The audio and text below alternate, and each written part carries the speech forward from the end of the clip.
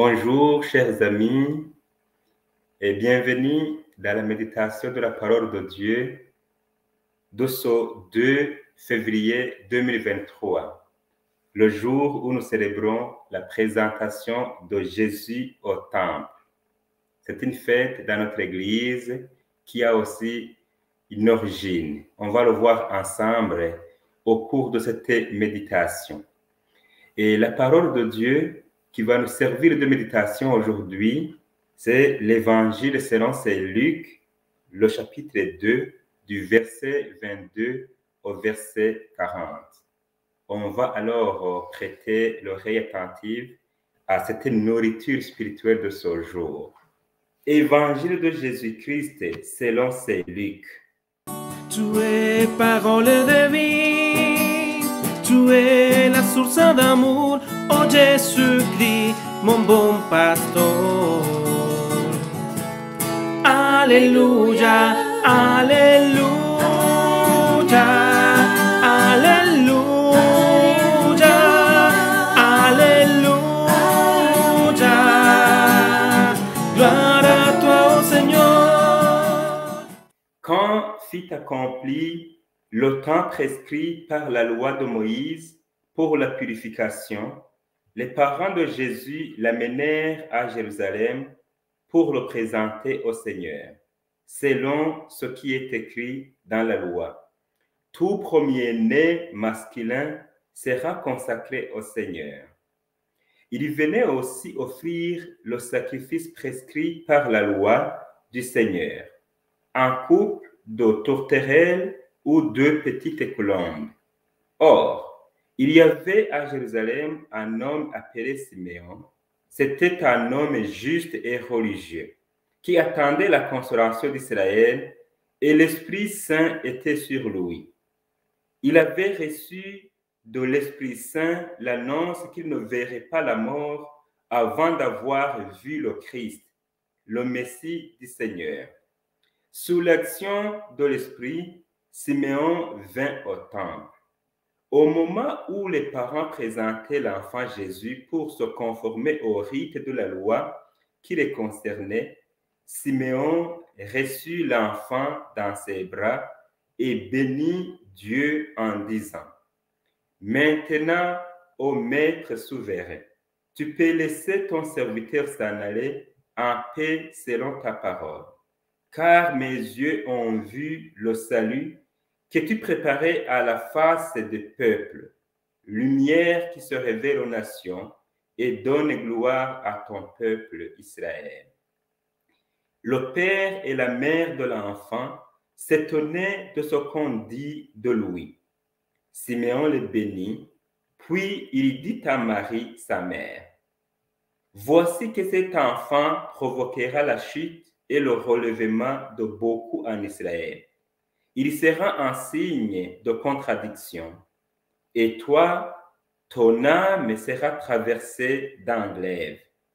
Ainsi seront dévoilées les pensées qui viennent du cœur d'un grand nombre. » Il y avait aussi une femme prophète, Anne, fille de Phanuel, de la tribu d'Azer. Elle était très avancée en âge. Après 7 ans de mariage, demeurée veuve, elle était arrivée à l'âge de 94 ans. Elle ne s'éloignait pas du temple, servant Dieu jour et nuit dans le jeûne et la prière. Survenant à cette heure même, elle proclamait les louanges de Dieu et parlait de l'enfant à tous ceux qui attendaient la délivrance de Jérusalem. Lorsqu'ils eurent achevé tout ce que prescrivait la loi du Seigneur, ils retournèrent en Galilée, dans leur ville de Nazareth. L'enfant, lui, grandissait et se fortifiait, rempli de sagesse, et la grâce de Dieu était sur lui. Acclamons la parole de Dieu. Alléluia, alléluia, alléluia, alléluia. Gloire à Chers amis, aujourd'hui l'Église célèbre la présentation de Jésus au temple. Quelle est alors l'origine de cette fête de l'Église? Chez les Juifs, 40 jours après sa naissance, tout garçon premier-né devait être présenté au Seigneur. Ce jour même, sa mère recevait une bénédiction spéciale des prêtres. C'est ce que Jésus et Marie ont vécu. Parce que Jésus, il était le premier-né, un garçon premier-né de Marie. Alors, on l'a présenté aussi au temple 40 jours après sa naissance. Vous savez que nous avons célébré la fête de Noël dernièrement et aujourd'hui, ça fait 40 jours après cette célébration. Alors, dans la tradition de l'Église catholique, 40 jours après Noël, c'est une fête de la lumière. Celui qui est présenté au temple, il est lui-même la lumière des nations. Ses actes, pour nous, sont lumière de notre vie. Jésus, en prenant la chair humaine pour vivre dans notre monde, il est venu à la rencontre du peuple des croyants pour les éclairer. Le vieillard Siméon et la prophétesse Anne, qui, remplis de l'Esprit Saint, l'ont exprimé. Nous l'avons entendu, nous venons de l'entendre de l'évangile que nous venons de lire.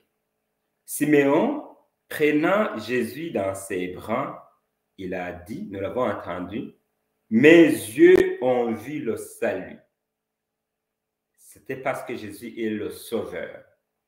Après, il a continué, « Il est lumière qui se révèle aux nations et donne gloire à ton peuple Israël. » C'est vraiment la lumière. Chers amis, Jésus est notre lumière. Il s'est révélé à nous. Même aujourd'hui, il se révèle à nous. Il se révèle à moi. Il se révèle à toi. Sa parole nous éclaire. Accueillons-la. Mangeons-la, comme l'a dit le prophète Ézéchiel. Elle va nous éclairer et nous donner les forces de pouvoir être de vrais témoins du Christ. Alors, on peut se demander, on peut se poser une question. Moi ou toi, est-ce que ce Jésus qui est venu dans notre monde, je l'ai accueilli chez moi, je l'ai accueilli dans ma famille, je l'ai accueilli dans mon cœur? Est-ce que c'est lui qui éclaire mes actes? Je lui laisse diriger ma vie. Je lui laisse éclairer ma vie. Est-ce que je consacre mon corps et mon âme, mes biens intérieurs et extérieurs au Seigneur? Est-ce que je présente au Seigneur ma lumière, la valeur de mes bonnes actions, passées, présentes et futures? Est-ce que je lui laisse vraiment de disposer de moi et de tout ce qui m'appartient, sans exception aucune, selon sa volonté? Voilà, chers amis, ce que l'on peut se demander, on peut méditer à partir de cela. Si vraiment on se laisse guider par cette lumière-là, lui, il nous éclaire et il nous donne la vie et la vie éternelle. C'est lui ou celle alors qui mène sa vie de cette manière-là, il ou elle est guidée par Jésus lui-même, qui est la lumière du monde.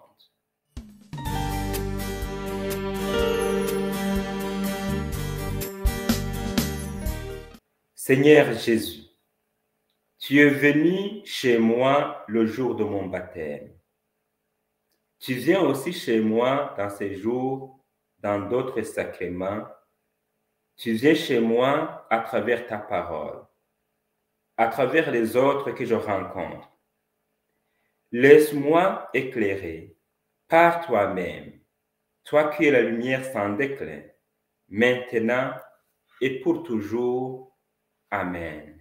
Le Seigneur soit avec vous. Que le Dieu Tout-Puissant et miséricordieux vous bénisse, le Père, le Fils et le Saint-Esprit. Amen. Bonne journée à vous tous et toutes.